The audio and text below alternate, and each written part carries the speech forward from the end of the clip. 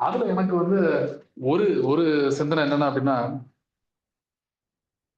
வசனத்தையே நம்ம அந்த அந்த ஹிந்துஸ் பூஜை பண்ணுவாங்க, ரிச்சுவல் மாதிரி, ஒரு மந்திரம் சொல்றோம், அந்த மாதிரி பார்க்க ஆரம்பிச்சிருது.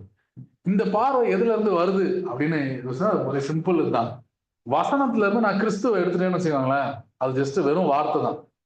இப்போ by his stripes I am healed, அவருடைய தழும்புகளாலே குணமானவன், அவருடைய தழும்புகளாலே நான் குணமானேன்றதுல அந்த அவரை எடுத்துட்டோம்னு வச்சுக்கோங்களேன், அது வெறும் வார்த்தை, அது வெறும் நானா சும்மா அடிச்சு விடுறது தான். கிறிஸ்து இல்லாத எந்த வசனமுமே என் வாழ்க்கையில் எந்த விதத்தையும் செயல்பட போறதே கிடையாது. ஏன் அப்படின்னா, கிறிஸ்து தான் ஜீவன். இந்த வார்த்தைக்கு ஜீவன் கொடுக்கறதே எதுல இருந்தா, கிறிஸ்துவின் மூலமா தான் அந்த ஜீவனே வருது, வேற எந்த பகுதியும் கிடையாது. ஸோ என்ன ஆயிருது அப்படின்னா, சில வசனத்தெல்லாம் படிச்சுட்டு நான் மறந்துடுறேன். நான் என்ன ஆயிருதுன்னா, நம்மளோட செல்ஃப் இருக்கு பாத்தீங்களா, அது ஸ்ட்ரென்த் எடுக்கும். இந்த வசனத்தை நான் சொல்றேன், நான் சொல்றனால இது நடக்குது, நான் சொல்றேன், நான் அசைக்கிறேன், புரியுதுங்களா? அதாவது இதையே ஒரு மந்திர விதமா மாத்துறது. இது மந்திரம்னா அந்த மந்திரத்தை சொல்ல, இந்த பூஜை அந்த சும்மா என்ன சொல்றேனே தெரியாம சும்மா சொல்லிட்டு போவோம் பாத்தீங்களா, ரிப்பீட்டடா இது, அப்புறம் அதுக்கு ஏன் பலன் வரல, திருப்பி அது சொல்லணும், அப்படியே போச்சுன்னா அதோட ரூட் அப்படியே எங்கேயோ போயிடும். ஆனா ரூட் என்ன அப்படின்னா, கிறிஸ்து இல்லாம எந்த வசனத்தை பார்த்தாலும் சில பகுதியில் நம்ம பார்ப்போம், சில பகுதியில கிறிஸ்து நம்ம இருக்கு. அதாவது என்னன்னா, ஒரு இது மேல ஆசை வந்துடும், அதாவது இதையா மேற்கொள்ளணும், இல்ல ஒரு அது ஆசை, நல்ல ஆசை. ஆனா என்ன, கிறிஸ்து எடுத்துட்டு இதை சொல்றதுனாலதான் இதாகுது. இது என்னன்னா, ஒரு விதத்துல அந்த ஃபாஸ்டிங்கும் பண்ணுவாங்க நிறைய பேர், நான் ஃபாஸ்டிங் பண்ணா எனக்கு இது கிடைக்கும், இது பண்ணா அது. ஆனா ஆவின் லீடிங்ல இருந்தோம்னு வச்சுக்கோங்களேன், அப்போ ஃபாஸ்டிங் பண்றது வேற. சோ அதனால கிறிஸ்து இல்லாம பண்றது, ஏன்னா இன்னும் ரெண்டாவது. சோ இது ஃபர்ஸ்ட், கிரைஸ்ட் இல்லாம வசந்த பாருங்க. இன்னும் நமக்கு சின்ன வயசுல இருந்து இந்த படத்துல பாக்குறது, அதுக்கப்புறம் நம்ம சொந்தக்காரங்க, தேவன் வந்து மிஸ்டீரியஸா அப்படி மூவ் ஆவாருப்பா, அது அவர் இஷ்டத்துக்கு அவர் என்னென்னமோ பண்ணுவாருப்பா, நம்ம அதுக்கு அப்படியே ஒபே பண்ணி போறோம், ஒண்ணுமே தெரியாது. அதுதான் ஒன் ஆஃப் ஒரு பெரிய பொய் அது. தேவன் வந்து மிஸ்டீரியஸா மூவ் பண்ற ஆளே கிடையாது. தேவன் வந்து நம்மளோட ஒரு ஃபெலோஷிப்ல இருக்கிற ஒரு பர்சன். தேவன் வந்து நம்மளோட நமக்கு ஒரு ரிவீல் பண்ணுகிற பர்சன், அது வந்து அவரோட கேரக்டர். இதுக்கு ஒரு நல்ல வசனம் ஆமோஸ் 3:7. கர்த்தராகிய ஆண்டவர் தீர்க்கதரிசிகளாகிய தம்முடைய ஊழியக்காரருக்கு தமது ரகசியத்தை வெளிப்படுத்தாமல் ஒரு காரியத்தையும் செய்யார். எதையுமே செய்ய மாட்டாரா? ஆனா நம்ம என்ன இது பண்றோம், தேவன் இது இது எதையோ பண்றாரு, எனக்கு எதுவுமே புரியல, அவர் இஷ்டத்துக்கு ஏதோ பண்றாரு. இந்த உலகம் வந்து இஷ்டத்துக்கு அப்படியே போறது கிடையாது. தேவன் ஒரு திட்டம் வச்சிருக்கிறாரு, அது ஒரு நல்ல திட்டம், அதை நமக்கு ரிவீல் பண்ணி நம்ம மூலமா அதை செயல் பண்ண போறாரு.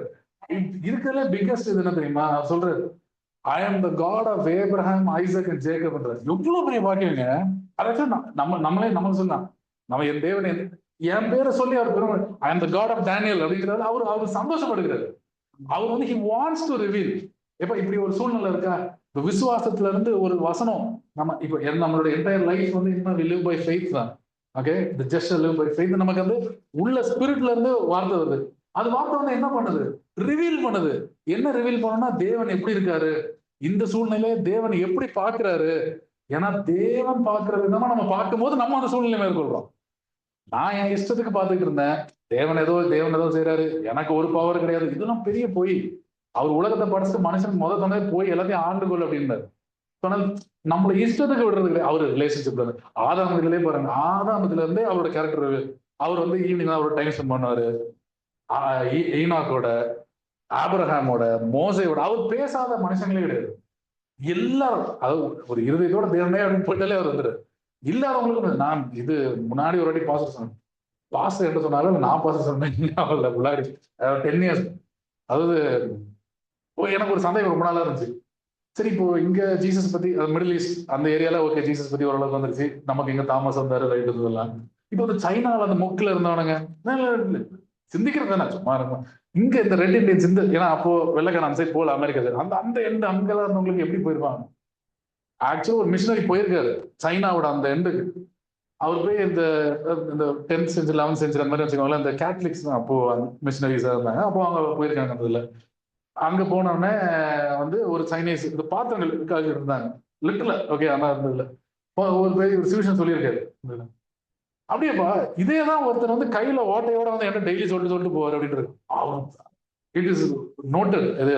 ஏன்னா கேத்தலிக்ஸ் வந்து குட் அட் ரெக்கார்டிங். அந்த ரோமன் இதுலயே வந்து நல்லா ரெக்கார்ட் பண்ணுவாங்க எல்லாத்தையும். இது வந்து ரெக்கார்டட் லெட்டர் இருக்கு. அப்ப நினைச்சு, அதனால தேவன் தனித்து செயல்படுவர் இல்லை, அவரே ட்ரினிட்டி, இஸ் 3 in 1. நம்மளோட இருக்காரு பாத்தீங்களா. இப்போ நம்ம அவருக்கு தேவையா? இல்லவே இல்லை, அவரே வந்து டமால் முடிச்சுட்டு போயிடலாம். ஆனா என்ன அவர் பண்றாருன்னா, என் ஜீவனை நான் உனக்கு தரேன், அந்த ஜீவனை கொண்டு உன் சூழ்நிலை மேற்கொள். மேற்கொள்வதுன்றது வந்து நமக்கு கொடுக்கப்பட்ட ஒரு கேரக்டர். ஓகே, ஏன் இது நல்லா புரிஞ்சுக்கோங்க. தேவன் வெளிச்சமா இருக்கிறார், இருள் அதை புரியவும் இல்லை, இட் cannot comprehend it. அது மேற்கொள்ளும் மேற்கொள்ளாது. ஏன் அப்படின்னா, வெளிச்சம் எங்கெல்லாம் வருதோ அது வந்து அந்த இருளை ஓவர் கம் பண்ணும். தேவன் எப்படி காட் இஸ் லவ்வோ, அதே மாதிரி காட் இஸ் லைட். அவர் எங்கெல்லாம் வராரோ அங்கெல்லாம் மேற்கொள்றது தான். இப்போ தேவன் எனக்குள்ள இருக்கிறதுனால என்ன ஆகுது அப்படின்னா, நானும் அதே கேரக்டருக்குள்ள வரேன், அந்த மேற்கொள்றேன். இதுதான் உட்காந்து